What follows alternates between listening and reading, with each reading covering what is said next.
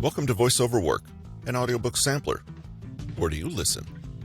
I'm Russell, founder of Newton Media Group, and today is December 5th, 2022.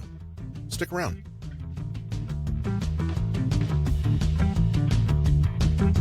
In his book, Stop Negative Thinking, Nick Trenton asks and kind of answers the following question. Who's in control of your mood and life? You or your wayward thoughts and emotions? Here's the thing. Life is what we think it is, and we can control our thoughts. It's time to transform your negative thoughts into a fulfilling, empowering, and positive narrative. And in his book, Nick Trenton tells us how. Thanks for joining us today.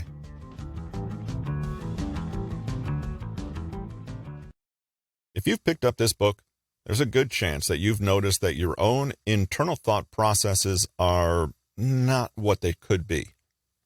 Pervasive negative thinking is the kind of problem that initially seems to fly under the radar.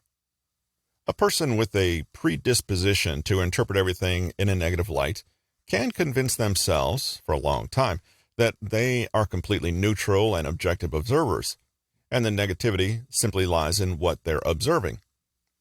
That there seems to be an awful lot of negativity out there only dimly arouses their suspicion. Pervasive negative thinking is like having a poisoned pot in your kitchen, so that everything you cook in that pot becomes poisoned too.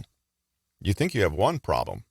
Everything you eat seems to make you sick, but in fact you have another, perhaps more serious problem. You continue to use the poisoned pot. If you regularly find yourself saying things like, everything is awful, then you can be pretty sure that you have a poisoned pot in your mental kitchen. So much personal development and self-help material out there is designed to help you fix the problems that your mind has told you are there. How do I stop being so lazy and unmotivated?